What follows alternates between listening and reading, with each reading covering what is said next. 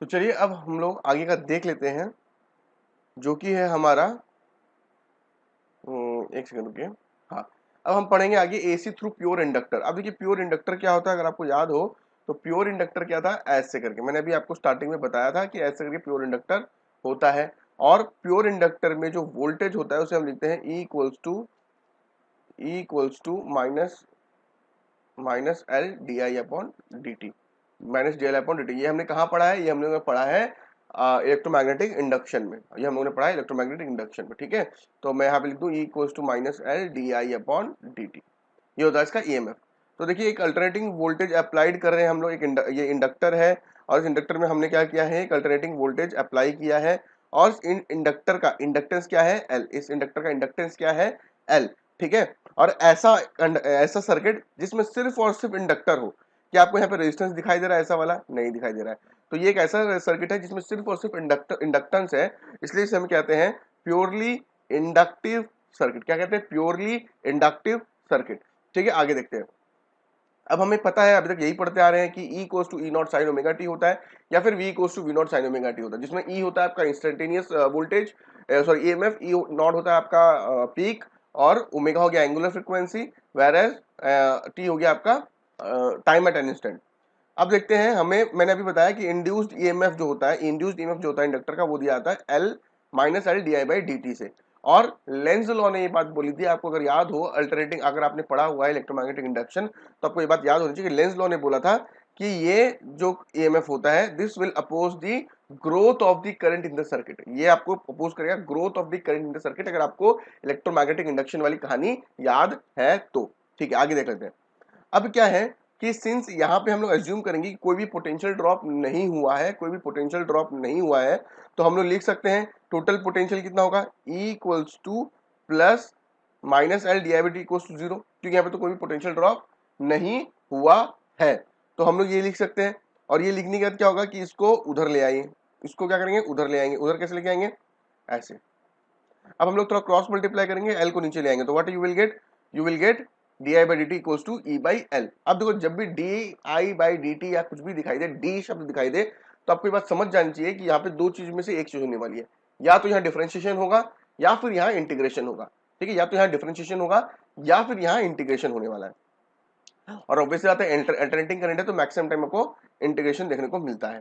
तो देखिए D I by D T equals to E not by L है। अब आप बोलेंगे सर ये कैसे आया, ये कैसे आया, तो आपको मैं बता दूं d I by D t आपने वहां पे लिखा है equals to E by L, but what is E, E equals to E not sine omega t होता है, तो इस ई के बदले हम लोग लिख लेंगे E not sine omega t. ये देखो, ठीक है, यहाँ पे क्या था d I by D T equals to E by L था ना भाई, तो आप क्या करोगे ई के बदले लिखोगे ई नॉट साइन ओमेगा टी और यहाँ पे आ जाएगा एल। ठीक है, तो यहाँ पे आ गया d I by D T equals to ये वाली कहानी। अब आगे देखेंगे हम लोग, क्रॉस मल्टीप्लाई कर लेते हैं, डी टी को ऊपर भेज देते हैं और एल वगैरह को यहीं रहने देते हैं। क्यों डी टी को ऊपर भेजा, यहाँ पे ओमेगा टी है, साथ में डी टी लगा देंगे तो इंटीग्रेशन कर पाएंगे। अब इंटीग्रेट करेंगे बोथ साइड में, ये वाली कहानी आ गई। साइन ओमेगा टी का भी हम लोगों ने डिफरेंशिएशन देखा था जस्ट थोड़ी देर पहले, तो साइन ओमेगा टी का इंटीग्रेशन होता था minus cos omega T upon omega. ठीक है, फिर हम लोग यहाँ पे क्या करेंगे, ई नॉट बाई एल है, कॉस ओमेगा टी आ गई है, और ये ओमेगा को हम बाहर पटक देंगे, बाहर ले जाएंगे क्योंकि ओमेगा कांस्टेंट है। ठीक है, ये वाली कहानी हो गई। उसके बाद हमें पता चला कि I equals to E not L omega, हमारा वैल्यू क्या है, I equals to E not L omega minus cos omega t. लेकिन आपने वोल्टेज क्या लिया है, आपने वोल्टेज लिया है E equals to E not sine omega t. तो मैं क्या करूंगा, मैं बोलूंगा कि भैया ये जो ई नॉट बाई एल ओमेगा है इसको हम लोग मान लेते हैं आई नॉट। क्या बोलेंगे, E equals to I not मान लेते हैं इसको। और ये जो माइनस कॉस है इसको आपको साइन में बदलना पड़ेगा, कॉस को आपको साइन में बदलना पड़ेगा, और साइन में बदलने के लिए क्या हो जाएगा यहाँ पे omega t minus pi by to.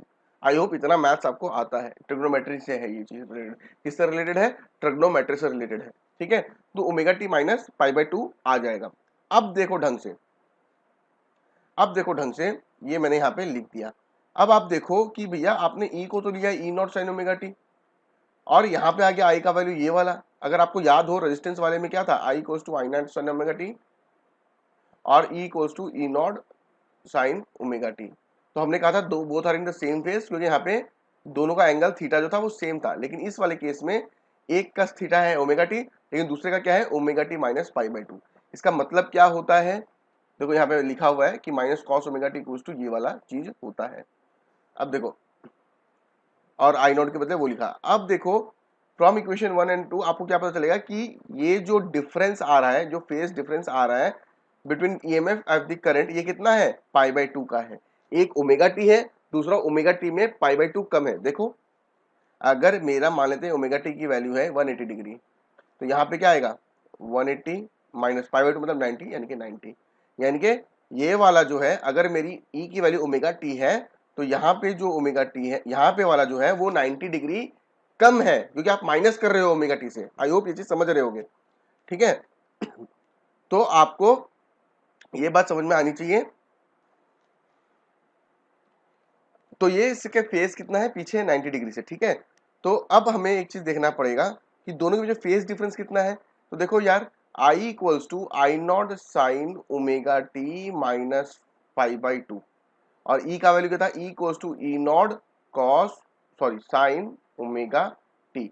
मैंने क्या था फेज डिफरेंस निकालने के लिए आपको क्या करना पड़ेगा, ये ओमेगा टी से माइनस कर दो omega t plus pi by 2, तो आपका आंसर आएगा पाई बाई 2। तो फेज डिफरेंस कितना है, पाई बाई 2 का। नहीं समझ में आया होगा, कैसे नहीं आएगा, देखो यहां लिख लेते हैं E equals to E not sine omega T.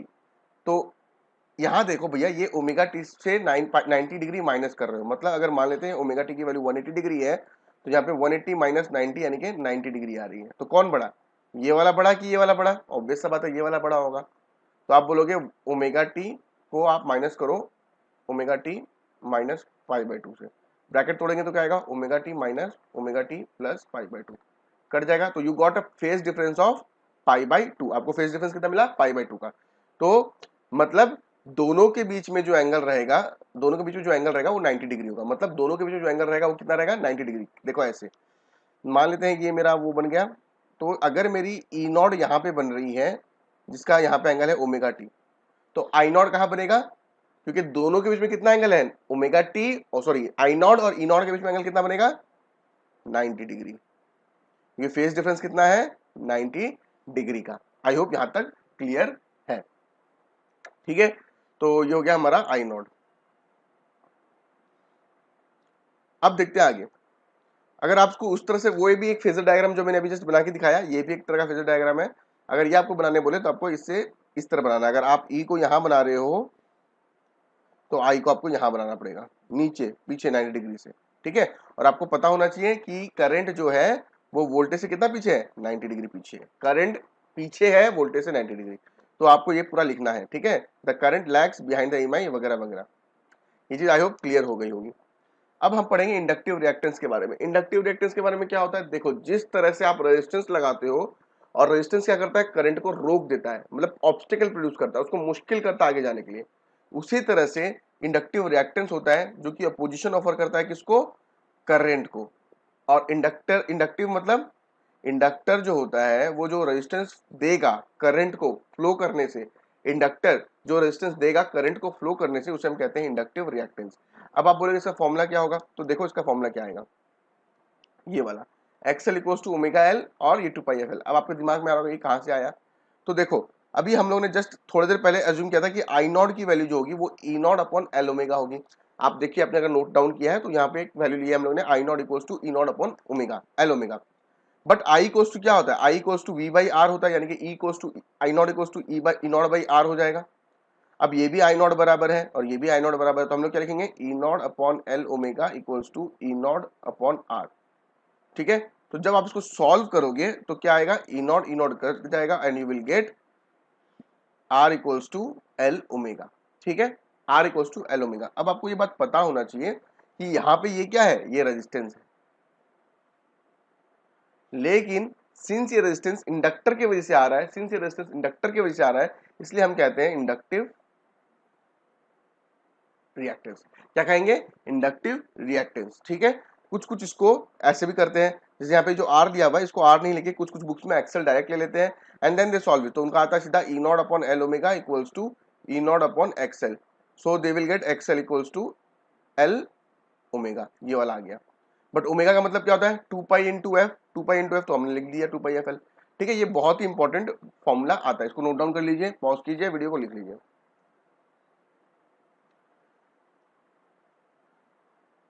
अब देखिए यूनिट एंड डायमेंशन क्या होंगे इनके। तो डायमेंशन इंडक्टिव रिएक्टेंस का क्या होता है, same as that of the resistance, यानी कि ओम होगा, ओम ही होगा, ठीक है। और अगर आपको बोला जाए कि ये इसी चीज को आप आरएमएस के टर्म में लिखिए तो आप क्या लिखेंगे, हम लोग लिखते हैं V equals to I R लिखते हैं, आरएमएस के टर्म में क्या लिखेंगे, E R M S equals to I R M S into XL, XL into XL, ये फॉर्मूला आ जाएगा। आर के बदले क्या लिखेंगे, जस्ट एक्सएल लिख देंगे और कुछ नहीं है। और आगे देखते हैं, ये चीज आपको पहले से पता होगी आई होप। अब देखिए, अब हम पढ़ेंगे प्योर कैपेसिटर। अभी तक हमने क्या पढ़ा, इंडक्टिव रिएक्टिव रजिस्टर का पढ़ा, हमने इंडक्टर का पढ़ा, अब हम पढ़ेंगे कैपेसिटर का। अब थोड़ा सोचिए आप कि इंडक्टर रेजिस्टेंस जब ले रहे थे तो दोनों सेम फेज में था, जब इंडक्टर का ले रहे हैं तो वो करंट जो है वोल्टेज से 90 डिग्री पीछे आ रहा है। तो कैपेसिटर में क्या होगा वो देखना है हमें, और इसका थोड़ा स्पेशल केस है, इसमें हमें क्या करना पड़ेगा, डिफरेंशिएशन देख लेते हैं। एंड अल्टरनेटिंग ईएमएफ, इसमें क्या होगा, अल्टरनेटिंग ईएमएफ आपने किसको अप्लाई किया है, एक कैपेसिटर को अल्टरनेटिंग ईएमएफ दिया है, ठीक है। और ईएमएफ जो दिया जाता है अल्टरनेटिंग का वो ये हो गया E equals to E not sine omega t. AC का हमें पता है, एसी का पता है आपको, कैपेसिटर का अभी तक नहीं बात हुआ है, ठीक है।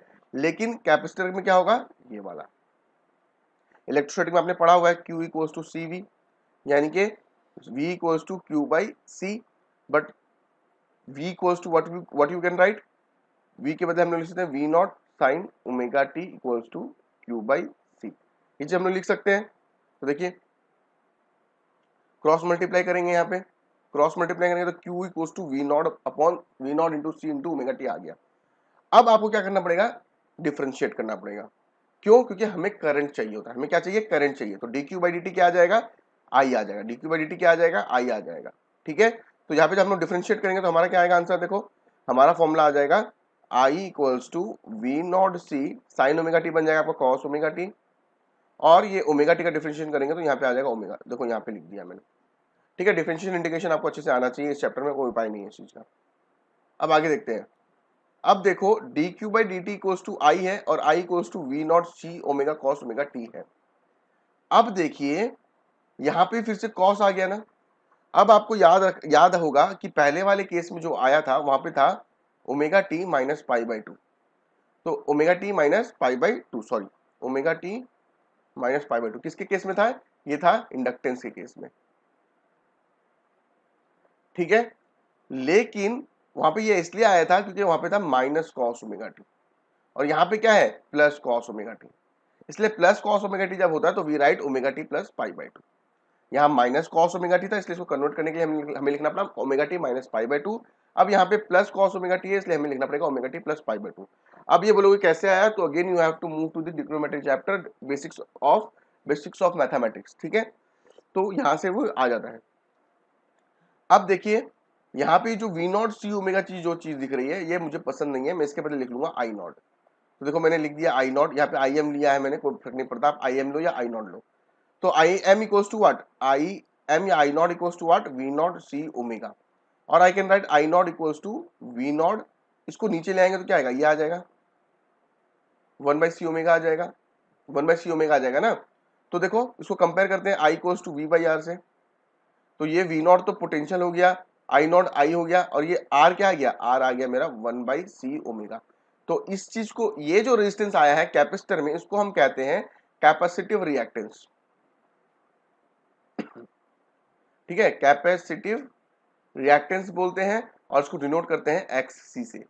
इंडक्टेंस वालों किसे डिनोट करते हैं, एक्स एल से, यहाँ पे किसे डिनोट कर रहे हैं, एक्स से, ठीक है। तो आपको ये चीज थोड़ी सी याद होनी चाहिए, आगे मैं फिर से बताऊंगा, इसको टेंशन मत लो। अब देखो ये आ गया हमारा करंट का एक्सप्रेशन। अब यहां देखो ई क्या लिया था ओमेगा टी लिया था, और यहां पे करंट क्या आया, प्लस पाई बाई टू आया। पिछले वाले केस में क्या था, ई आपने लिया था e not sine omega t, inductor वाले केस में करंट क्या आया था, माइनस था। मतलब आप ओमेगा टी से माइनस पाई बाई टू करते, मतलब करंट जो था वो पीछे था। यहाँ पे देखिए ई में ओमेगा टी है और करंट में क्या है, ओमेगा टी से 90 माइनस कर दीजिए, यानी कि ई से 90 पीछे। अब इस केस में देखिए ई जो है वो ओमेगा टी पे है और आई क्या है, ओमेगा टी से 90 आगे है, 90 क्या है, आगे है। तो इसको हम लोग कैसे ड्रॉ करेंगे, देखो ऐसे, ये हो गया मेरा, अगर ये मेरा ई नॉड है, एक सेकंड रुक जाइए, अगर ये मेरा ई नॉड है, एक सेकंड रुकिए,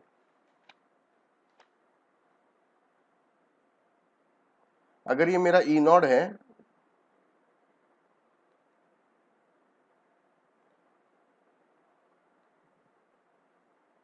ये हो गया मेरा ई नॉड, तो जो मेरा आई होगा वो इससे 90 डिग्री आगे होगा, मतलब कहीं यहाँ पे आएगा, और कितना आगे है, 90 डिग्री, और ये एंगल कितना है, ओमेगा टी, ये एंगल कितना है, ओमेगा टी, ठीक है, और ये एंगल कितना है, ओमेगा टी। तो ये हो गया इसका दूसरा वाला फेजर डायग्राम, ये हो गया इसका दूसरा वाला फेजर डायग्राम, ठीक है। फिर से बना के दिखाऊं क्या, देखो ये हो गया मेरा रेफरेंस लाइन, मेरे इससे ई नॉट जो है वो ओमेगा टी आगे है, लेकिन इक्वेशन क्या बता रही है, आई जो होगा वो इससे 90 डिग्री आगे आगे होगा, तो 90 डिग्री पे ले लेते हैं आई नॉट, ये हो गया मेरा आई नॉट, ठीक है। ये हो गया हमारा इसका दूसरा वाला फेजर डायग्राम। लेकिन दूसरे तरीके से फेजर डायग्राम कैसे बनाते हैं, ये देखिए, और इस केस में क्या होगा, current is leading the EMF, current is leading the EMF bye 90 degree, ठीक है। तो हम लोग उसको देख लेते हैं, ये कैपेसिटिव रिएक्टेंस वाला मैंने आपको बता दिया, 1/c ओमेगा आएगा, और ओमेगा के बदले 2 पाई आप लिख सकते हो। यहाँ पे देखिए यूनिट क्या होगा, same as that of resistance, यानी कि ओम होगा यूनिट, वही कहानी, कुछ डिफरेंस नहीं है।